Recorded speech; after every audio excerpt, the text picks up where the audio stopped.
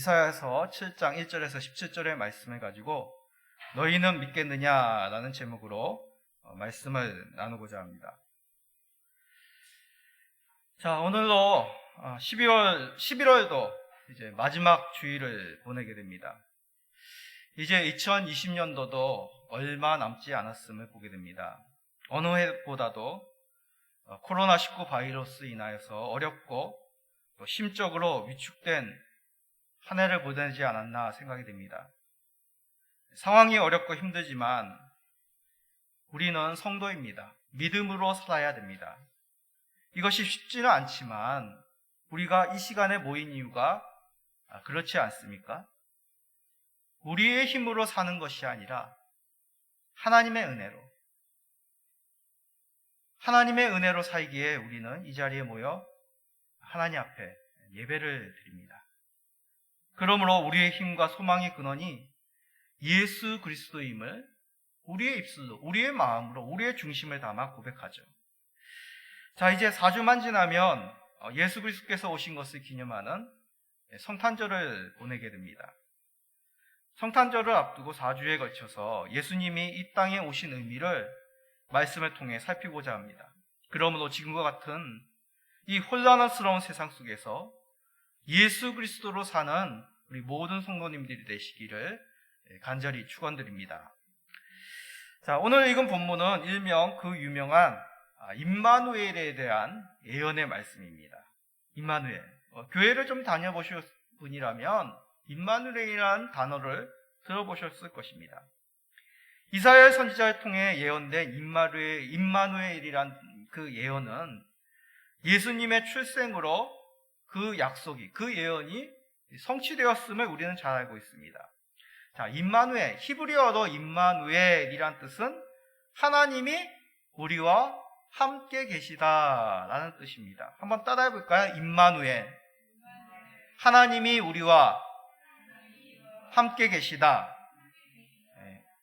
하나님의 아들이신 예수님이 사람으로 오심으로 하나님이 우리와 함께 계심이 이제 이루어졌습니다. 벌써 우리는 그 이루어진 약속을 보는 것이죠. 그런데 이사야 선지자, 이 예언을 하던 이사야 선지자의 시대는 그렇지 않습니다. 우리들에게 또 다른 메시지, 그 임마누엘에 대한 또 다른 메시지를 우리들에게 줍니다. 자, 이사야 선지자는 예수님이 이 땅 가운데 오시기 전 약 700년 전 사람입니다. 700년 전. 한번 생각해 보십시오. 한 세대가 보통 50년, 35년 그렇게 보고 있는데 700년 지난 인물의 그런 사람을 통하여서 하나님께서는 임마누엘의 약속을 주셨다는 것이죠. 이들에게 있어서 임마누엘 약속이 예수님을 오심을 이루어졌다라는 것은 정말 상상할 수도 없는 그런 놀라운 일이었을 것입니다. 자, 700년 전에 예언된 임마누엘의 약속이 예수님을 통해서 이루어졌다는 것은 오늘날 이 코로나 시대를 살아가고 있는 우리들에게는 어떠한 의미일까요? 먼저 우리가 이 말씀을 알기 위해서는 이사야 시대가 어떠했는지를 살펴보아야 됩니다. 이사야 선지자가 활동했던 시기는 이스라엘의 후반기 시대입니다. 이스라엘의 후반기 시대에는 우리나라와 같이 북쪽과 남쪽으로 나누게 됩니다. 북이스라엘, 남유다로 나누어지게 되죠. 이 이사야는 그 중에 남유다에서 주로 활동했던 선지자입니다.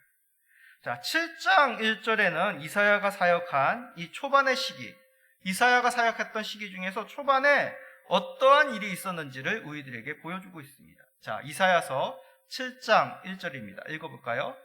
우시아의 손자여 요담의 아들인 유다의 아하스 왕 때에 아람의 르신 왕과 르말리아의 아들 이스라엘의 베가 왕이 올라와서 예루살렘을 쳤으나 능히 이기지 못하니라.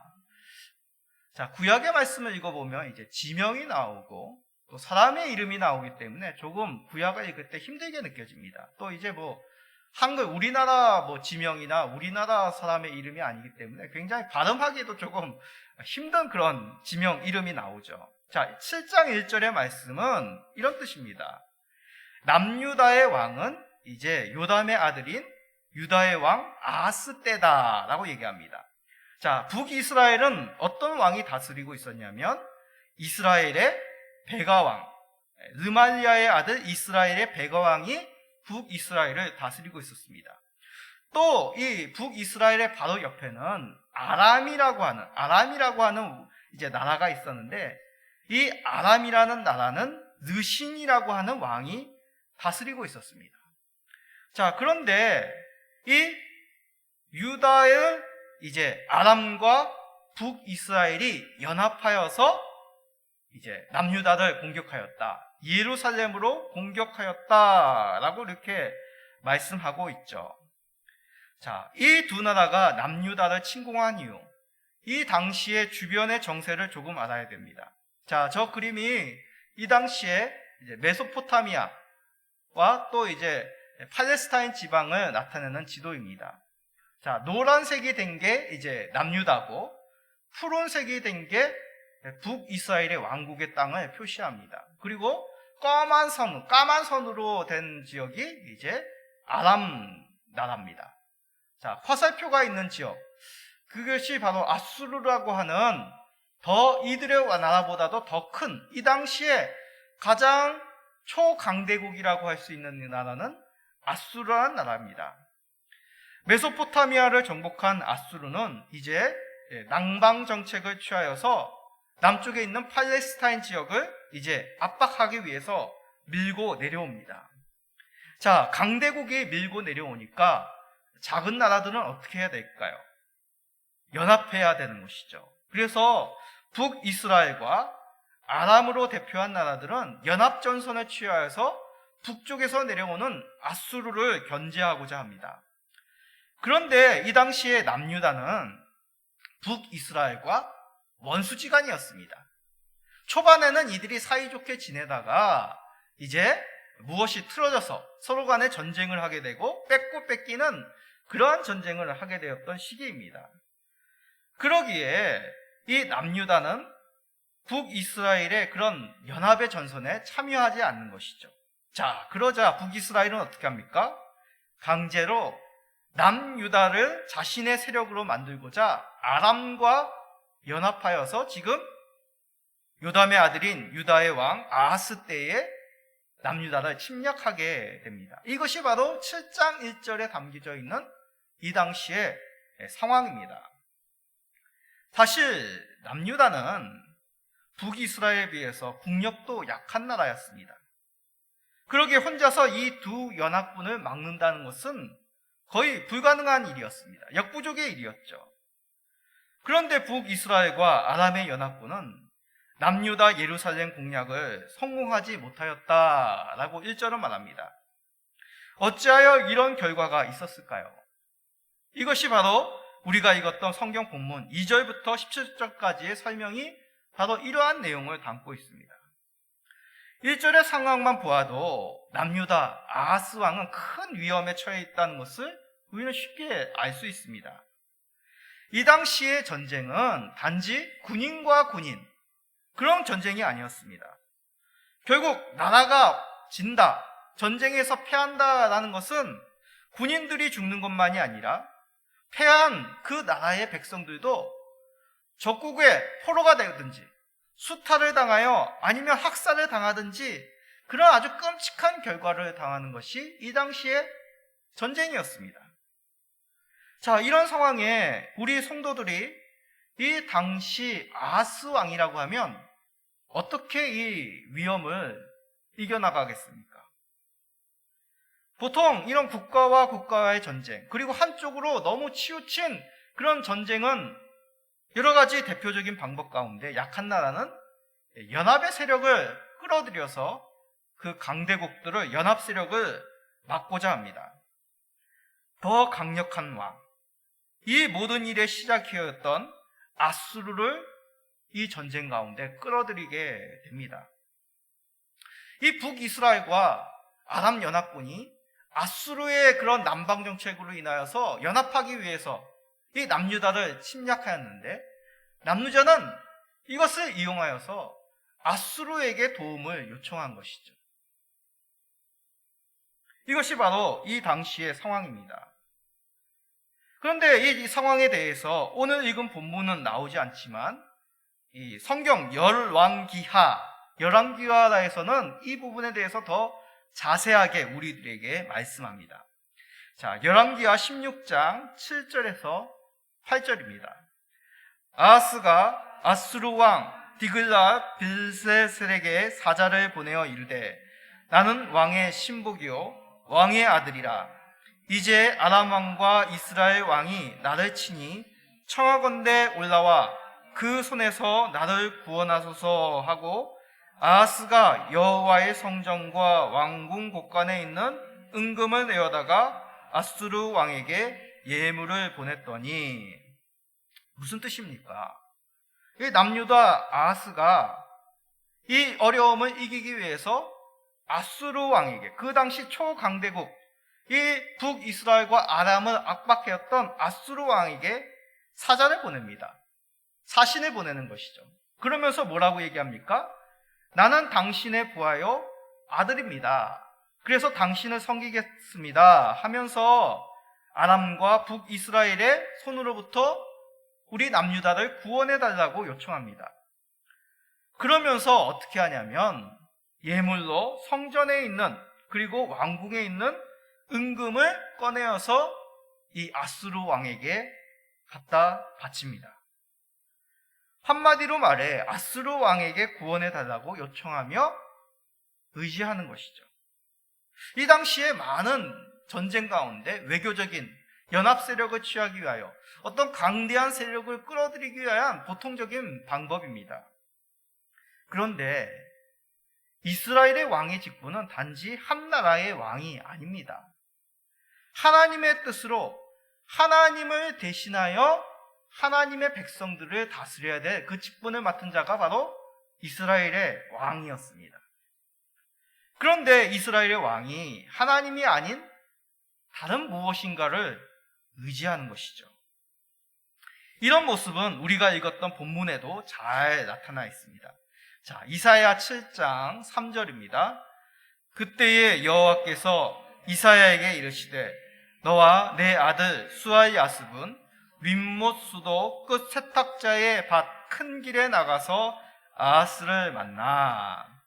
자, 이 말은 아하스 왕이, 남유다의 아하스 왕이 전쟁을 준비하기 위해서 예루살렘의 여러 시설, 특히 수로, 물이 흐르는, 물이 고여있는 그 수로를 살피고 있다라는 그런 뜻입니다.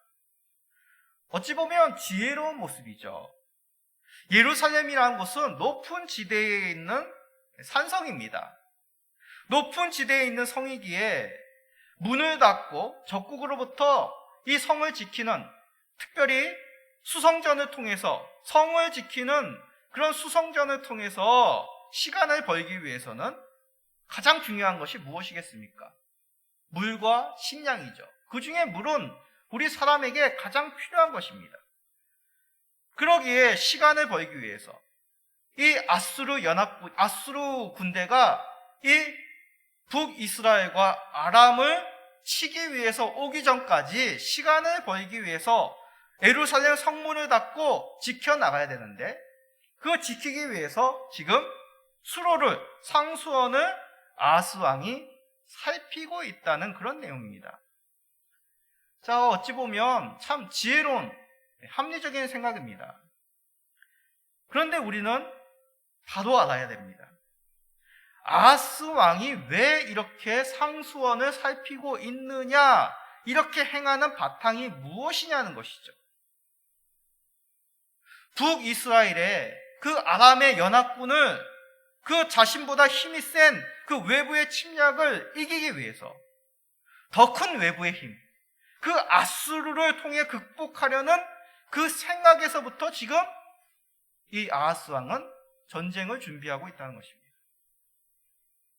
이런 아하스 왕에게 이사야를 통해서 하나님께서는 먼저 두려워하지 말라라고 말씀하십니다. 이사야 7장 4절입니다. 그에게 이르기를 너는 상가며 조용하라. 르신과 아람과 르말리아의 아들이 심히 노할지라도 이들은 연기나는 두 부직갱이 그루터기에 불과하니 두려워하지 말며 낙심하지 말라. 아멘. 두려워하지 않을 이유가 무엇입니까? 이 연합 세력은 무엇과 같다고요? 연기나는 막대기, 그루터기에 불과하다고 말씀합니다. 불탄 막대기, 불탄 나무 그루터기가 어떠하겠습니까? 불이 안 붙어 있을 때는 힘을 주어도 잘 꺾이지가 않고 팔려고 해도 잘 팔 수가 없으나 불이 붙어서 새까맣게 그을은 이 나무 막대기와 그루터기는 조금만 힘을 주어도 바스스하게 부서지기 마련입니다. 아람과 북이스라엘 연합세력은 그런 보잘것없는 것이기에 두려워하지 말며 낙심하지 말라고 말씀하신 것이죠.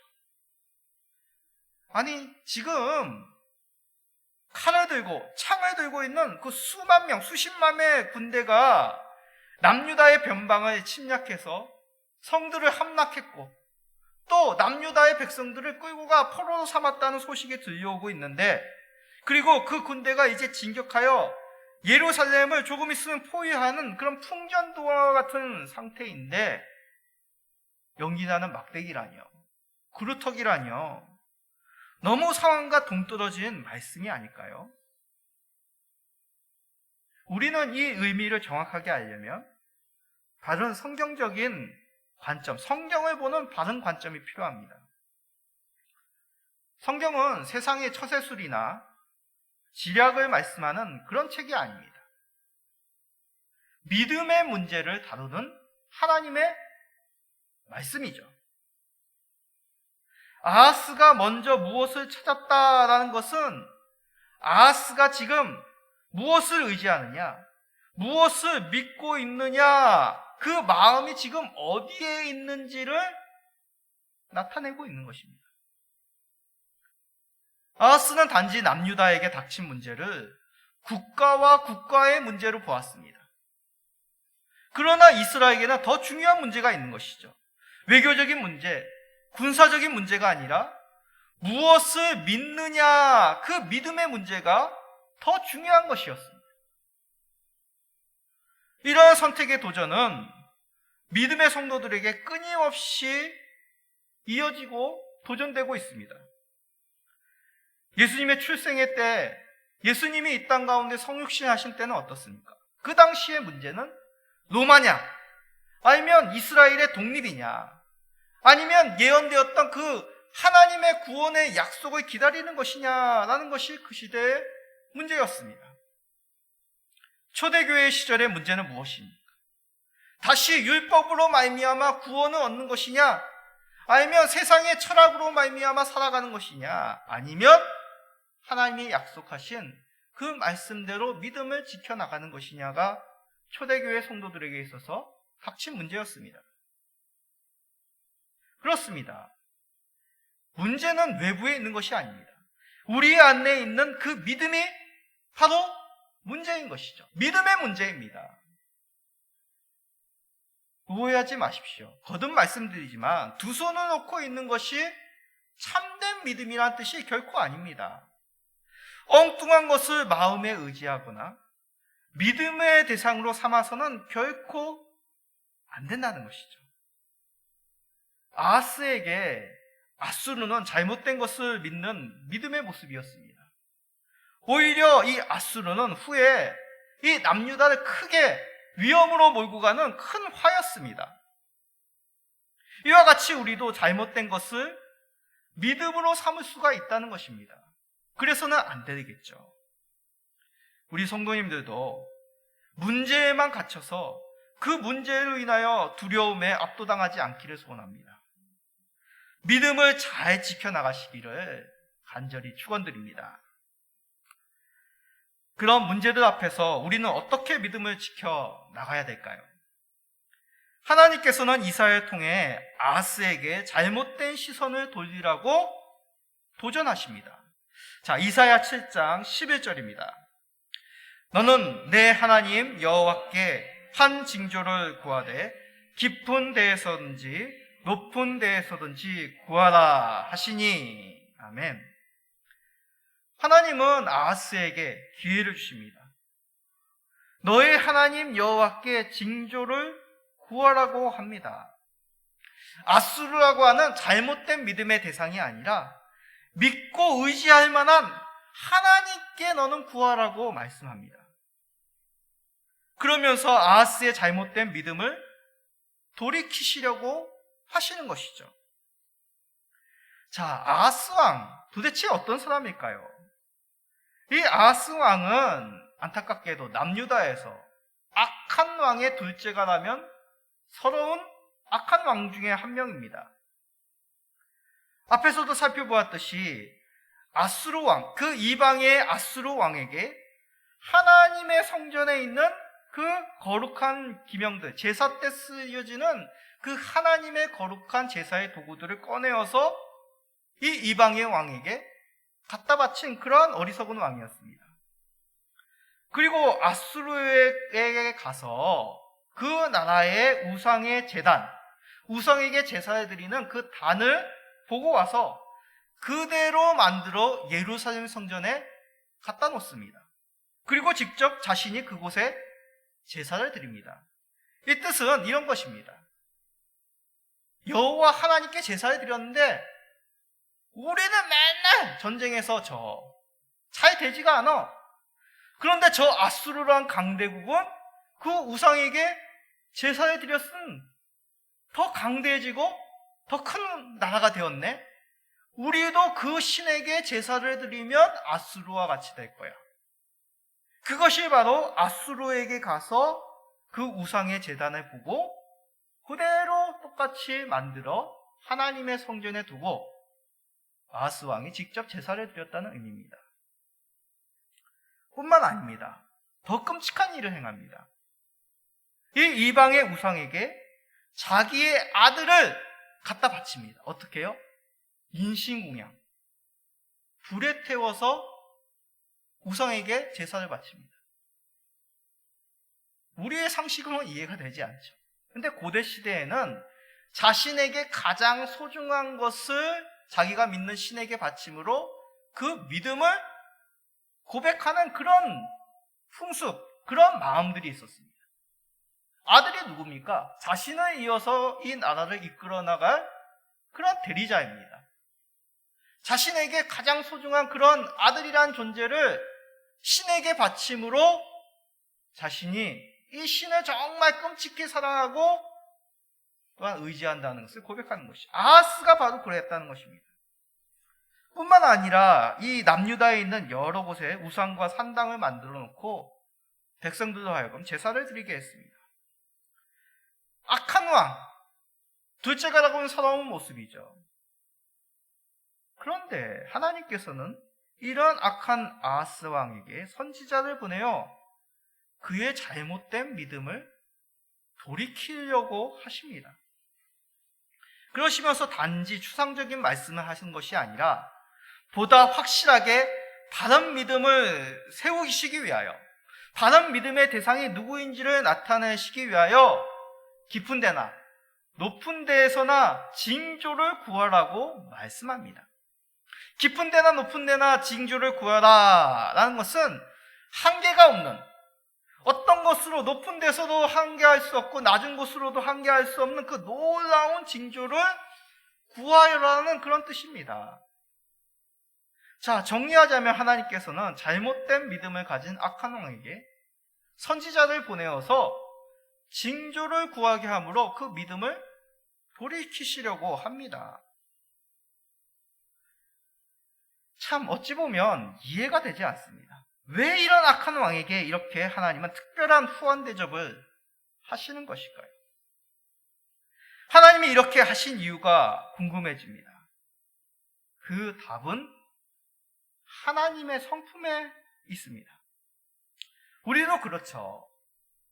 자식이 너무나 믿고 잘못된 행동을 해도 우리가 가지고 있는 자녀에 대한 부모님의 성품은 버릴 수가 없습니다. 때로는 따끔하게 야단치고 매를 들고 심하게 대하더라도 우리가 가지고 있는 부모님에 대한 그 부모님이라는 그 성품을 우리가 포기할 수가 없죠. 하나님의 형상을 입은 우리 사람들이 그렇다면 우리 아버지 하나님은 어떠하겠습니까? 하나님의 신실하신 성품은 변함이 없으십니다.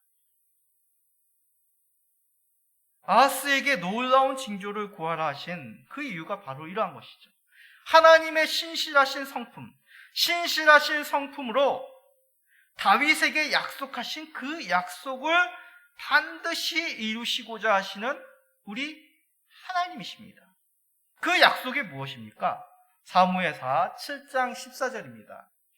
그는 내 이름을 위하여 집을 건축할 것이요 나는 그의 나라 왕위를 영원히 견고하게 하리라. 아멘. 그라는 것은 다윗의 계보를 통하여 앞으로 올 다윗의 아들입니다. 다윗의 계보에 태어날 다윗의 아들입니다.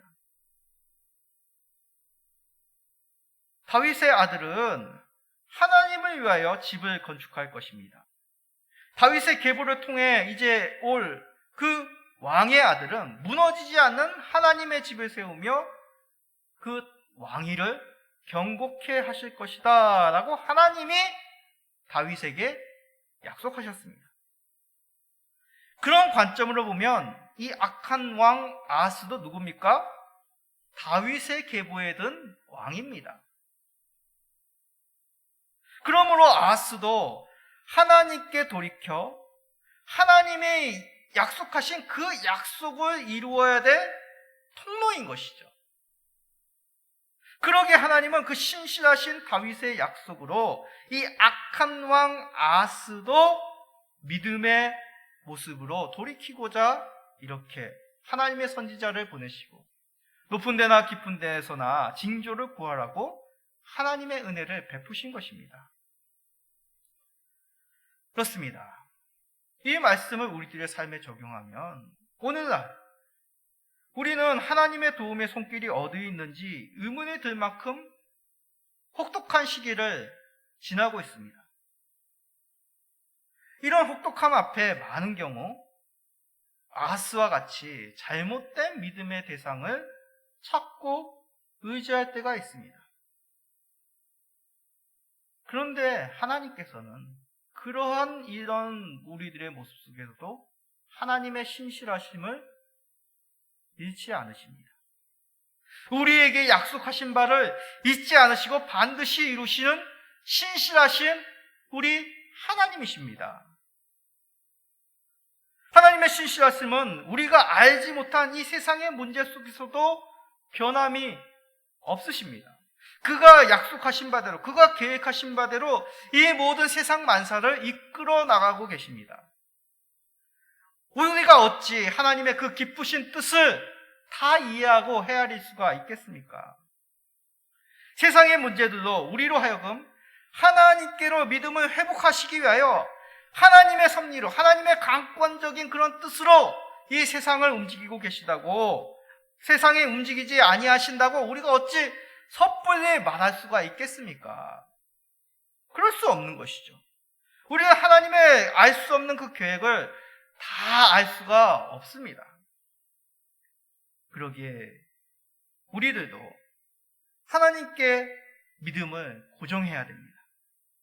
세상이 어려울 때일수록 하나님을 믿고 살아가야 됩니다. 지금 코로나19가 이러한 상황이 우리가 다 이해하지 못하는 그러한 하나님의 절대적인 주권 가운데 이루어지지만 하나님의 신실하심은 변함이 없으십니다. 그러므로 변함없으신 그 신실하신 하나님을 경험하시는, 그 믿음을 견고하게 세우시는 우리 모든 성도님들이 되시기를 간절히 축원드립니다. 자, 그러면 아하스에게 허락된 그 하나님의 특별한 은혜가 우리에게 있다면 우리는 무엇이라고 대답하겠습니까? 높은 데나 낮은 데나 어디에서든지 징조를 구하라. 특별한 은혜를 아하스에게 주셨는데 만약 우리가 아하스의 처지라면 그런 하나님의 특별하신 은혜, 그 믿음을 세우시고자 하는 그 하나님의 요청에 우리는 무엇이라고 대답하겠습니까?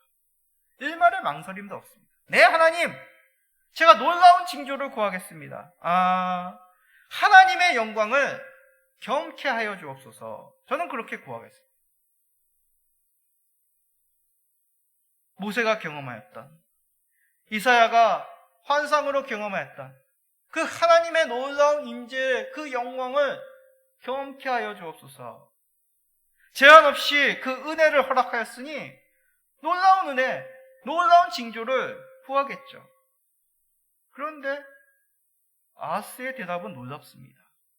이사야 7장 12절입니다. 아하스가 이르되 나는 구하지 아니하겠나이다. 나는 여호와를 시험하지 아니하겠나이다 한지라. 자, 이게 무슨 뜻일까요? 아하스가 이렇게 대답합니다. 이사야에게 나는 구하지 않겠습니다. 어째 내가 감히 하나님을 시험하겠습니까? 어찌 보면 하나님 앞에 감히 구할 수 없는 어떤 자신의 겸손함을 나타내는 것 같습니다. 그러나 그의 속마음은 이런 것이 아닙니다. 진정한 이 말뜻은 이런 것이죠. 하나님, 내가 당신에게 징조를 구한다고요? 지금 내가 뭐 하고 있는지 모르세요? 나는 그런 뜬구름 잡는 이야기보다 확실한 계획, 지금 우리를 돕고자 하는 그 아수르 왕의 군대를 더 의지하겠으니 그건 나중에 생각날 때 시간 나면 당신을 찾겠습니다. 그런 뜻입니다.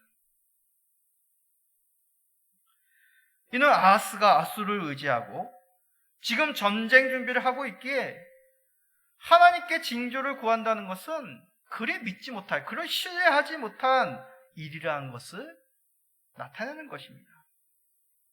한마디로 하나님께 불신앙을 가지고 있는 아하스 왕의 모습입니다. 아하스가 누구라고 하였습니까? 하나님께만 믿음을 두어야 될 다윗의 집에 그 이스라엘의 왕입니다. 그러나 하나님보다 아수르라는 세상을 의지하고 있습니다. 그런 악함과 불신앙 속에서 하나님께서는 은혜를 거두시지 않습니다. 오히려 일방적으로 하나님의 징조를 선포하시는 우리 하나님입니다. 자, 그 징조가 무엇입니까? 우리가 잘 알고 있는 이사야 7장 14절입니다. 그러므로 주께서 친히 징조를 너희에게 주실 것이라. 보라, 처녀가 잉태하여 아들을 낳을 것이요 그의 이름을 임마누엘이라 하리라. 아멘. 이 말씀이 예언된 당시 사람들은 임마누엘이 누구를 상징하는지 알지 못하였습니다. 그런데 어떻게 하나님의 징조로 알고 믿음을 돌이키겠습니까? 우리야 이 뜻이 앞으로 하나님이 약속하신 때에 이 처녀 마리아를 통하여 태어난 예수님이라는 것을 알고 있지만 이사야 시대 아하스 왕과 그 이스라엘 백성들은 그걸 어찌 알고 있겠습니까? 참 징조를 이해하기 힘든 말씀이죠. 자, 이런 말씀을 알려면 예전에 했던 예언의 이중성에 대해서 우리가 잠깐 알아야 됩니다. 예언의 이중성. 성경 가운데는 예언서들이 있습니다. 뭐 다니엘서라든지 이사야서라든지 요한계시록이라든지 스가랴서라든지 그런 예언서들이 있습니다. 제가 요한계시록을 강의하면서 이중의 예언성에 대해서 잠깐 얘기했습니다. 예언서에서 얘기하는 그 예언은 그 당시의 상황과 그리고 예언된 말씀 속에서 앞으로 먼 미래에 있을 일들에 대한 두 가지의 의미를 담고 있습니다. 자, 사도 요한으로 통해서 보여진 환상, 요한계시록에 있었던 그 예언들은 어떻습니까? 그 당시의 사람들, 사도 요한과 같이 로마 제국으로 말미암아 핍박당하는 초대교회의 성도들과 많은 믿음의 사람들에게 이 사도 요한의 환상은 무슨 뜻이겠습니까? 믿음을 지키면 하나님께서 그 하늘의 영광, 위로와 승리를 너희들에게 안겨주니까 믿음을 지켜라, 인내하여라는 그 당시의 상황을 또한 하나님께서 이 환상으로 위로해 주십니다. 동시에 요한계시록의 환상은 어떤 것을 예언합니까?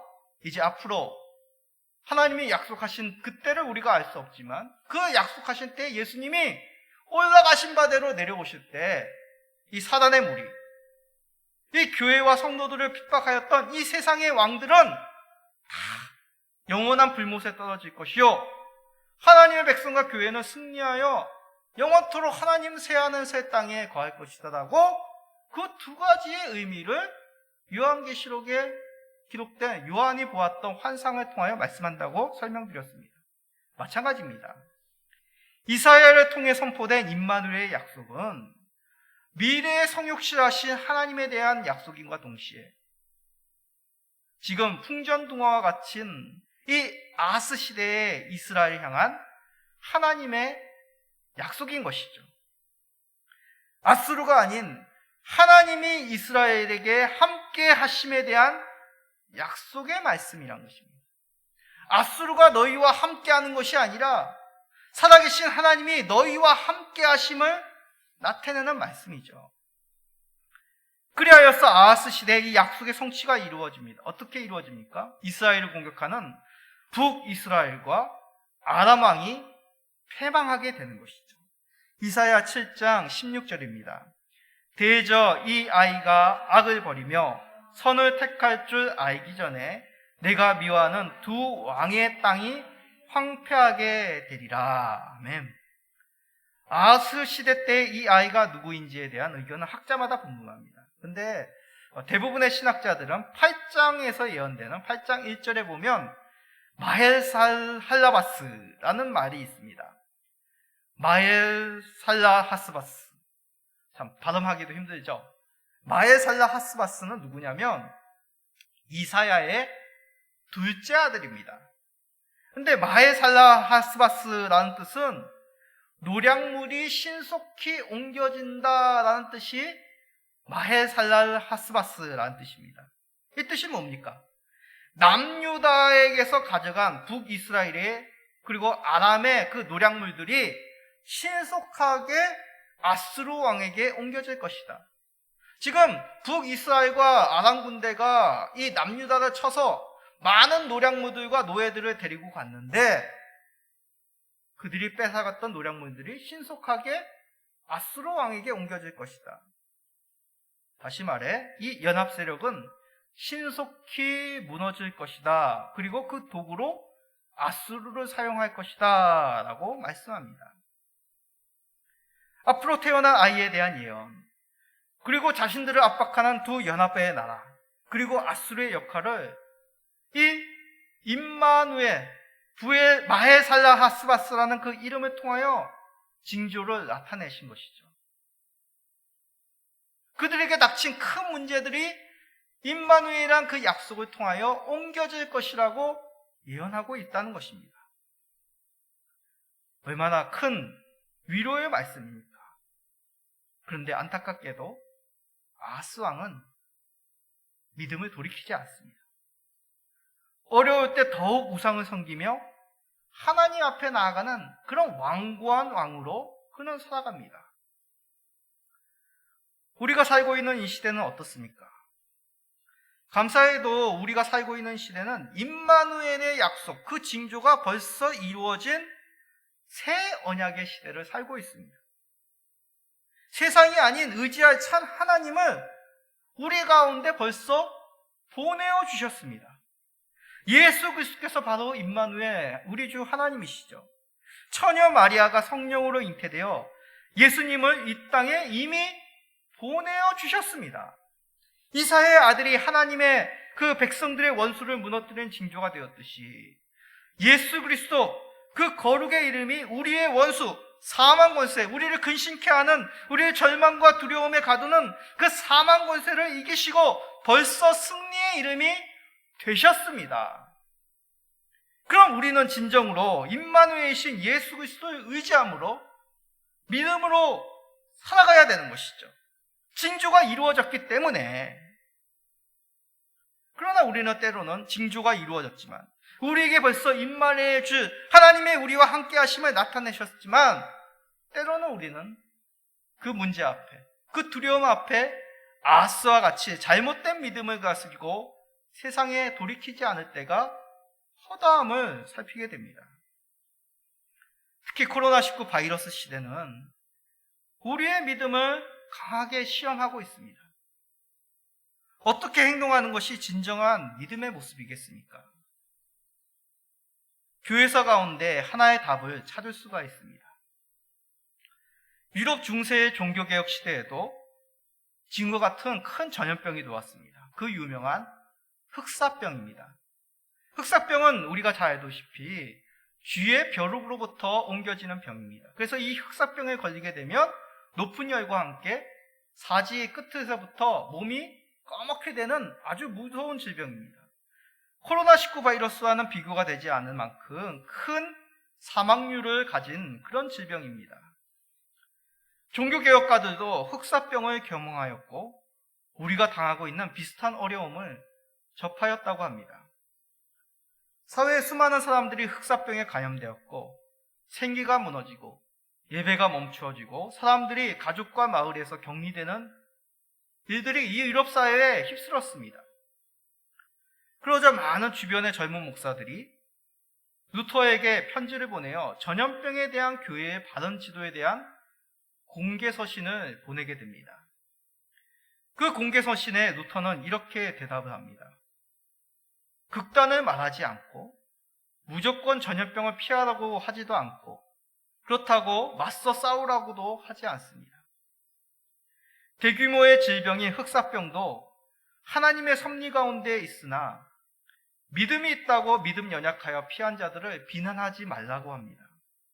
오히려 연약한 믿음 또한 돌아볼 것을 권면합니다. 강한 믿음으로 이 질병에 맞서는 자들도 생명을 지키는 일에 최선을 다하고 질병에 있는 자들을 돌아보며 섬길 것과 격리와 치료에도 유의해야 된다고 젊은 목사들에게 편지를 합니다. 이렇게 편지만 하는 것이 아니라 루터도 자신이 스스로 흑사병이 도는 비텐베르그에 남아 말씀 사역과 이웃과 성도를 돌보는 그런 사역을 계속 감당합니다. 우리는 어떻습니까? 혹시 우리는 이 시대의 문제를 단지 생존의 문제로만 여기고 있지 않습니까? 그러나 우리는 그리스도인들입니다. 우리의 영적인 생명의 믿음의 문제를 우리는 먼저 바라보아야 되는 것이죠. 그 가운데 우리는 성탄절을 앞두며 우리 가운데 오신 임마누엘 주이신 예수 그리스도의 은혜를 새기고자 합니다. 세상이 우리를 더럽게 만드는 것에 그냥 끌려가서는 안 되겠습니다. 우리에게 징조로 주신 임마누엘 주이신 예수 그리스도를 의지해야 되겠습니다. 그럴 때 우리는 종교개혁 시대의 성도들이 믿음으로 살았듯이 우리도 세상의 두려운 일들 속에서 믿음으로 살 수 있습니다. 우리 사랑하는 성도님들, 그리고 온라인으로 예배를 드리는 또 사랑하는 우리 성도님들, 이 코로나19 시대 속에서도 우리에게 오신 임마누엘 주신 예수 그리스도를 의지함으로 믿음으로 사시기를 간절히 축원드립니다. 아멘.